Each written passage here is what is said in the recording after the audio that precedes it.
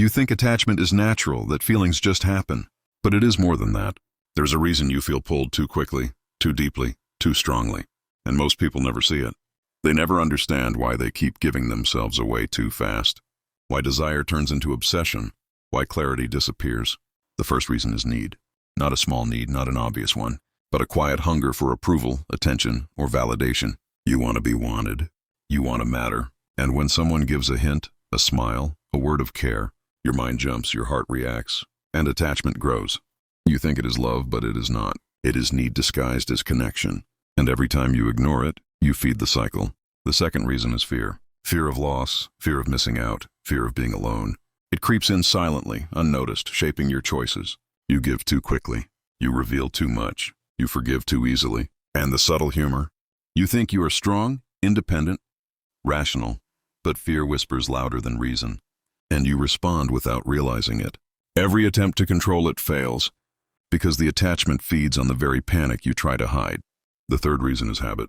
Past patterns, repeated over time, unconsciously shaping behavior. You attach fast because you always have. It is familiar, safe, predictable, even if it hurts, even if it blinds you. And the worst part? You cannot see it until you pause, observe, and admit the truth. Your own mind is running on autopilot, repeating old patterns that steal your control, your clarity, and your freedom. By the end of this stage, you notice a chain: need, fear, habit. Each one a trigger, a signal, a force pushing you into attachment before you are ready, before it is healthy.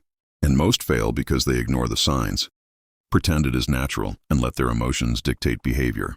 But power comes from noticing, understanding, and breaking the cycle. Seeing the triggers is the first step. Holding your response is the next. And only then does attachment stop controlling you. By now you understand the triggers: need, fear, and habit. But knowing them is not enough. Most people know the problem but do nothing. They continue reacting, giving, clinging, repeating the same mistakes. The real power comes from awareness, control, and quiet discipline. The first step is observation. Watch yourself. Notice the moments your mind rushes, your heart jumps, your attention leans too fast. These are the exact points when attachment begins. Most ignore them. They think it is normal, unavoidable. But subtle awareness is the secret. You see the pattern forming before it takes over, and that is where influence over your own emotions starts. Next is restraint. You do not act on every impulse. You do not respond instantly. You do not chase. Every pause, every delay, every careful choice communicates self-control. And the subtle irony? Doing almost nothing can have more effect than doing too much. You are not teaching her. You are teaching yourself. Your attention is not cheap. Your care is deliberate. Your value is undeniable. Every reaction she expects, every test she performs, is now in your control.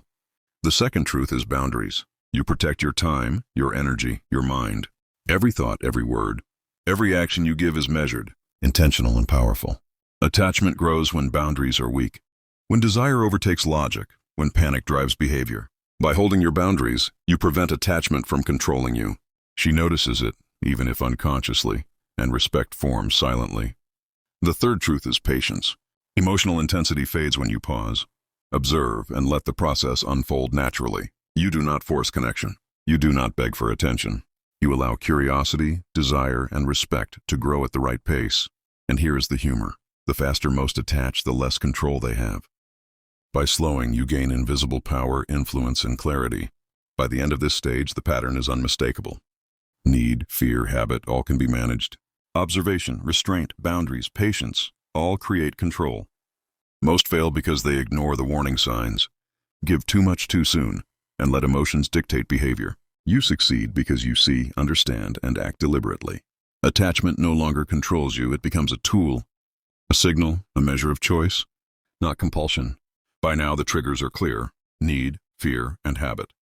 And by now you have started to see the solution: awareness, restraint, boundaries, patience.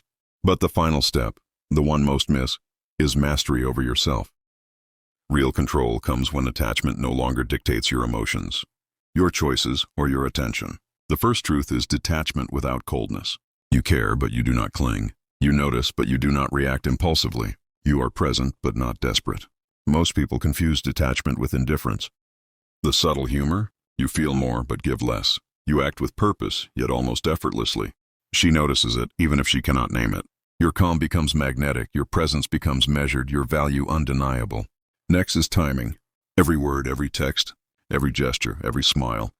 Every touch becomes deliberate. You no longer act out of panic or need. You let curiosity, desire, and respect unfold naturally. She reacts to your calm, not your chaos. And every attempt she makes to draw you in, every test, every subtle manipulation reveals more about her than about you. Your restraint amplifies her attention and your influence. The second truth is self-recognition. You understand your triggers before she exploits them. You know your patterns before they take control, and you act with quiet authority, not drama. You measure your energy, protect your mind, and keep your boundaries strong. By doing this, you transform attachment from a weakness into a signal, a guide, a way to observe, not a way to lose yourself. The final truth is invisible power. You no longer chase. You no longer beg. You no longer overcommit. Attachment still happens, yes, but now it is measured, conscious, and deliberate. You control your attention, your emotions, your responses. She feels it. She notices the difference. She respects it, even unconsciously. And you realize the truth most never do. Freedom comes when you hold yourself, not when you hold her. By the end, attachment stops controlling you.